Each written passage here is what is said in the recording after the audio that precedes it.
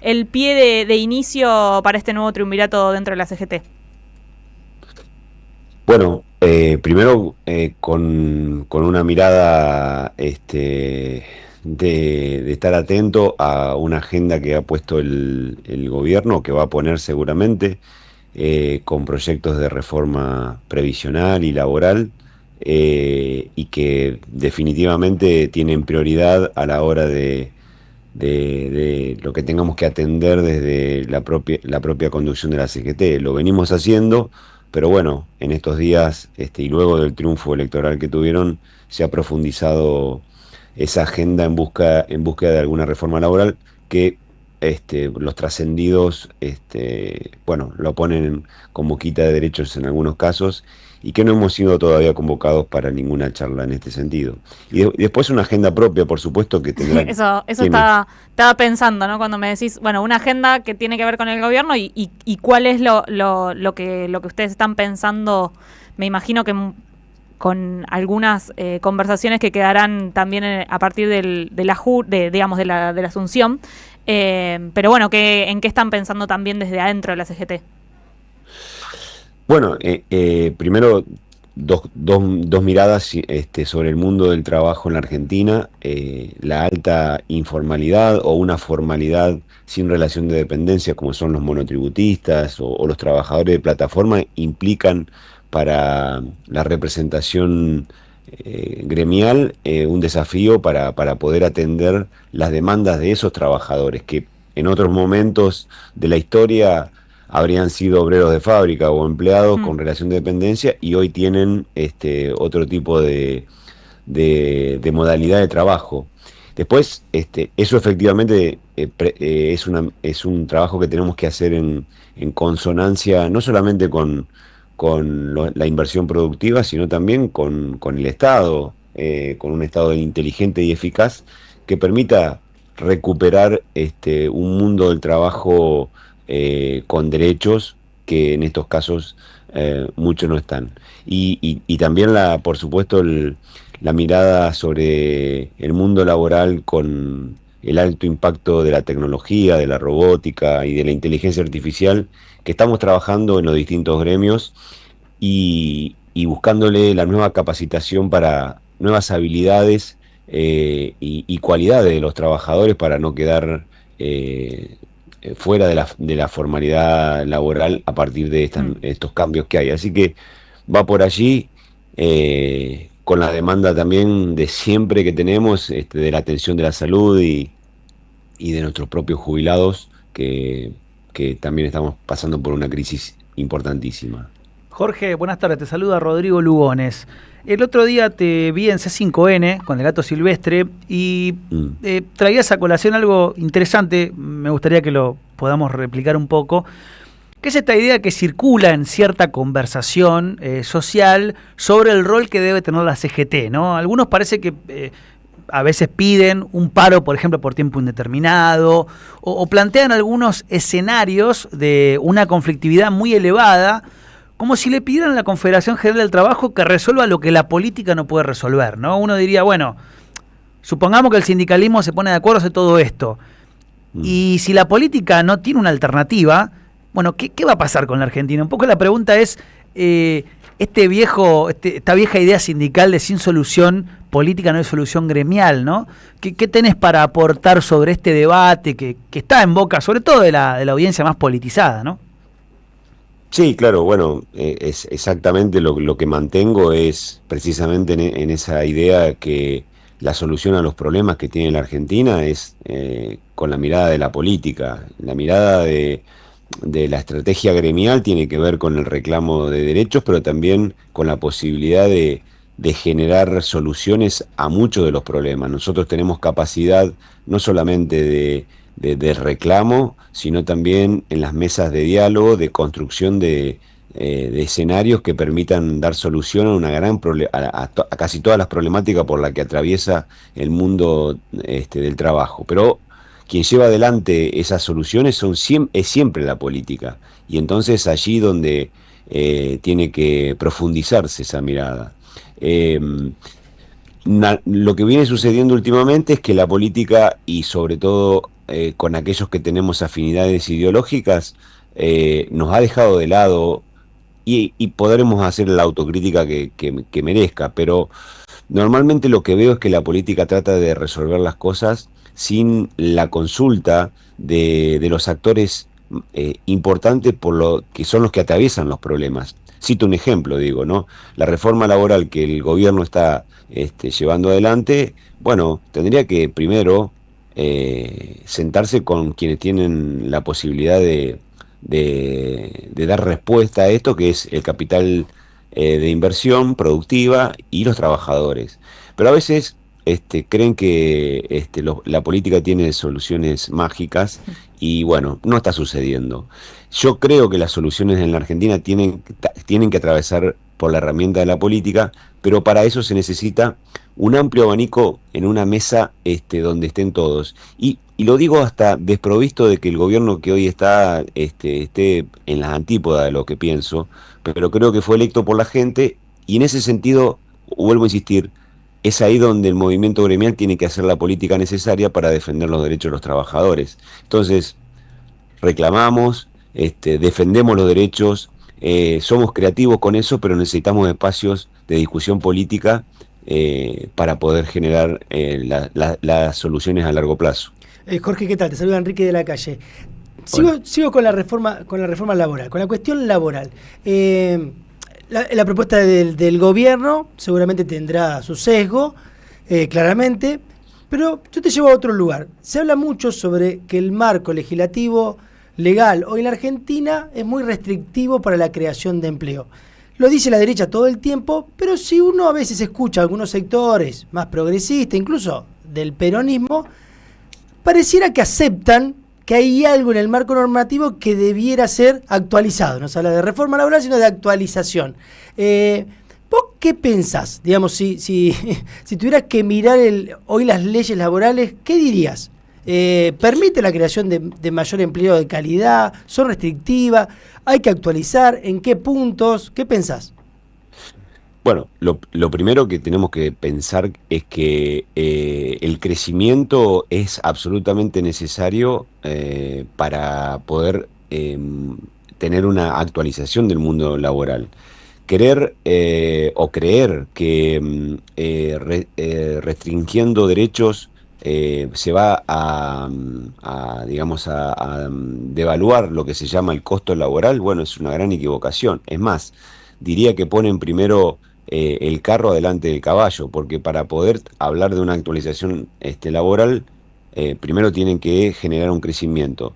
En un gobierno en el que, desde que asumió, su discurso político no está la inversión productiva, no está la producción, el desarrollo y el trabajo, y todo parece manejarse en un esquema financiero.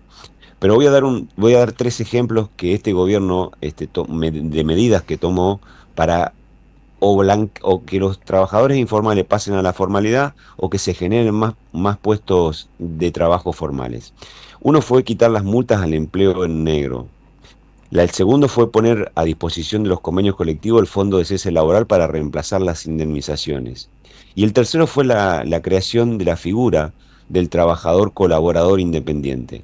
Bueno, estas 3 medidas que están en vigencia, el empresariado por supuesto que no las utilizó, y nosotros no estamos teniendo avalancha de empresarios que nos vienen a decir, bueno, queremos el fondo de cese. Muy por el contrario, se cayeron 250.000 empleos formales y desaparecieron 18.500 pequeñas y medianas empresas, muchas de ellas del interior profundo.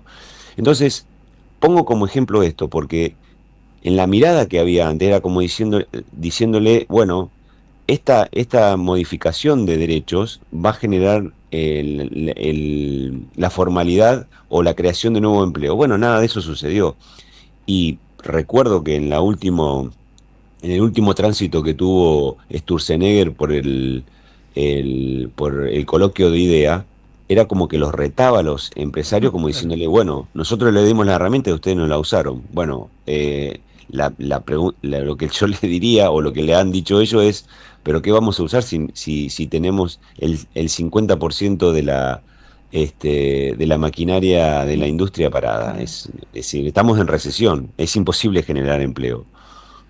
Jorge, en línea con esto que decís y con algo que tomabas anteriormente y que afecta mucho no solo a la audiencia de este programa, sino en general a Argentina, desde la perspectiva del sindicalismo ya consolidado, organizado, ¿cómo se piensa que deberían sindicalizarse los trabajadores de aplicaciones, los trabajadores en negro, teniendo en cuenta el avance de la tecnología, ¿no? El desplazamiento de la fuerza de trabajo humana por la fuerza de trabajo no humana en diferentes áreas?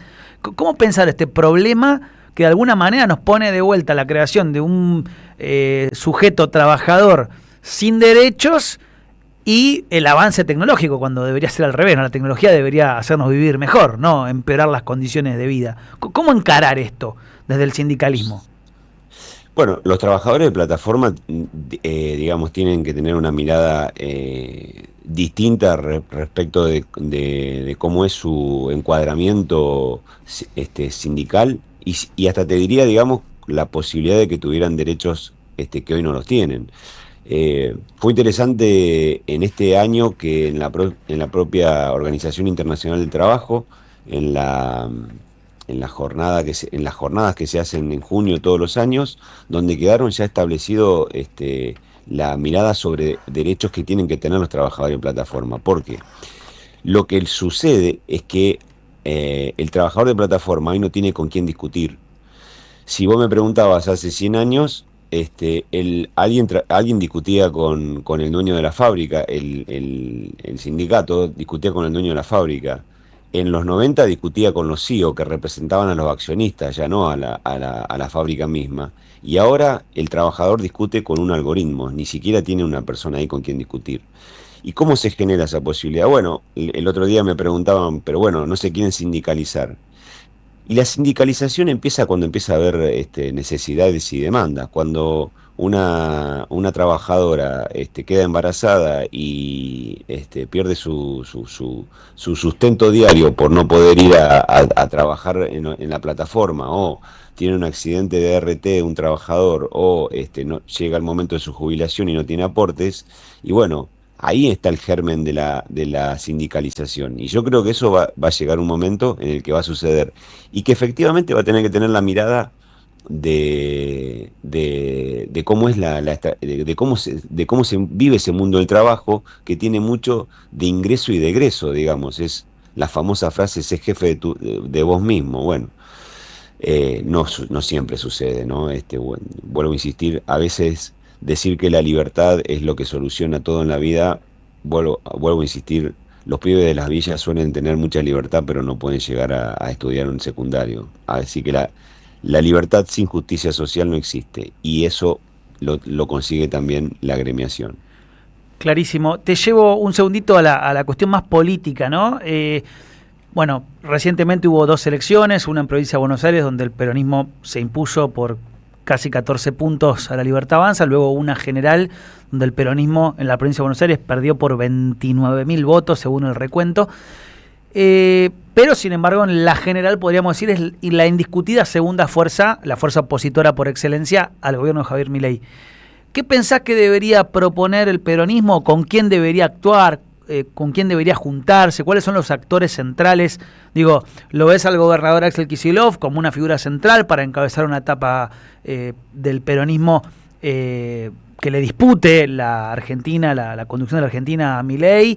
¿Crees que debe ser con una participación de las provincias, con gobernadores, con otros actores que por ahí no están hoy en el mapa? ¿Cómo ves eso? Sí, en principio, digamos, lo que veo es una enorme ida y vuelta sobre internas que a veces se terminan resolviendo en elecciones cada 2 años, y se reparten un pedazo de la lista cada digamos, sector que representa la interna. La verdad, ese no es el camino, o por lo menos para mí no es el camino. Digamos, si hoy se quiere resolver un proyecto de país en el que incluya no solamente al peronismo, sino todos esos sectores que son del movimiento nacional y popular, el radicalismo de base, el socialismo, los partidos provinciales, bueno, hay que ir pensando en un proyecto de futuro de país de acá a 2 años, pero no mirándolo por el espejo retrovisor. Hay que volver a emocionar a la gente con un proyecto que incluya al futuro de los pibes. Si le hablamos, digamos, mirando para el pasado solamente, los pibes o la gente común dice, bueno, pero díganme qué va a pasar dentro de 2 años, qué me ofrecen, con qué me emocionan. Yo estoy convencido de que, estoy preocupado primero por la baja participación que cada vez va teniendo cada vez más las cuestiones eleccionarias, y eso me preocupa mucho porque es como que la herramienta de la democracia no termina de ser la mejor herramienta para modificar la situación social de alguien o el problema social de alguien. Entonces ya descreen de los resortes democráticos, y es una preocupación que tengo. Y la otra es las necesidades de que los líderes que hoy tienen, y sobre todo la principal fuerza que es el peronismo, aporten en una mesa y convoquen al resto para poder discutir un proyecto de país que nos incluya. Y esto implica también la mirada de la convocatoria del gremialismo. Nosotros a veces somos convocados coyunturalmente para una elección, y la verdad ese no es el camino que tenemos que hacer. Yo creo que hay que... Ya hace 2 años que venimos haciendo catarsis de por qué perdimos hace 2 años. Perdimos 2 años. Ahora hay que, si vamos a pasar otros 2 años haciendo catarsis de por qué se perdió esta elección de medio término, bueno, se acerca la presidencial y todavía no le damos un mensaje claro a la gente que todavía confía en que el peronismo es una salida. Pero bueno, como siempre en la Argentina tenés un 40% de peronismo, un 40% de antiperonismo. Hay que convencer al otro 10% más para poder ser gobierno. Bueno, en algunas oportunidades lo hicimos. Hoy, y esta es una sensación que tengo, que una frase que leí que me parecía bastante interesante es: en esta elección que pasó, la incertidumbre del futuro le ganó a la certeza del pasado. Ese 10% votó por una incertidumbre del futuro y le dio el triunfo a este gobierno. Bueno, tenemos que pensar y con todos los actores sentados en la misma mesa. Es importante que lo convoquen los líderes. Y recién nombraste al gobernador, claramente es él. Es también la presidenta del partido, Cristina. Es también los gobernadores del interior. Y son también los distintos actores que con fortaleza se mueven en la solución del metro cuadrado. Pues, una cosa que me pareció muy interesante es que en Buenos Aires, cuando tuvo que resolverse la votación, el peronismo fue muy, muy efectivo para resolver los problemas de la gente. Entonces los votaron. Pero en el proyecto de futuro no seduce, no emociona. Y tiene que volver a emocionar. Ya no digo enamorar, emocionar. Jorge, te llevo a una posibilidad de otro tipo de gobierno, de otro tipo de proyecto político, la posibilidad del retorno al peronismo y la posibilidad de discutir tal vez una reforma laboral, una actualización laboral desde otro punto de vista. Te llevo a la pregunta, porque conocés mucho más que yo, por supuesto, a los empresarios, a las cámaras empresariales, si hay sectores de los empresarios abiertos a discutir sin ser cabeza de termo, diría uno, sin que la propuesta sea, bueno, que trabajen 25 horas por día y se acaba la discusión.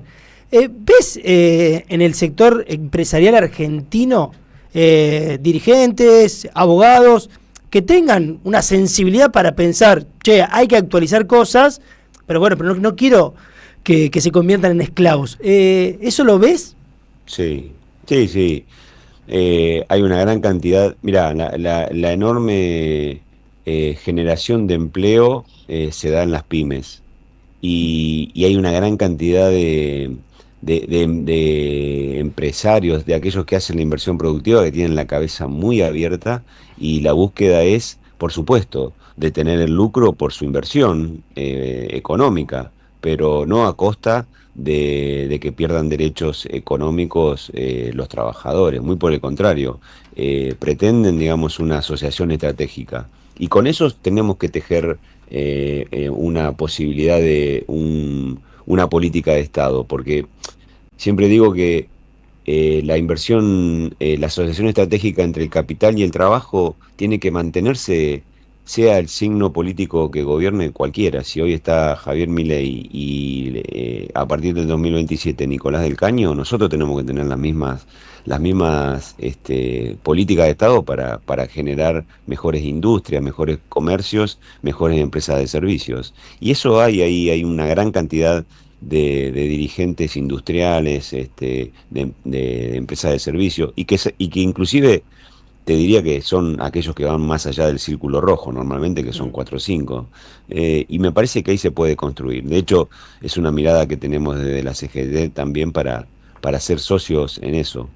Nosotros necesitamos que las empresas inviertan, generen empleo a largo plazo, con buenas condiciones laborales y mejores condiciones salariales, y que ellos tengan el lucro necesario. Bueno, me parece que por ahí hay un camino para recorrer.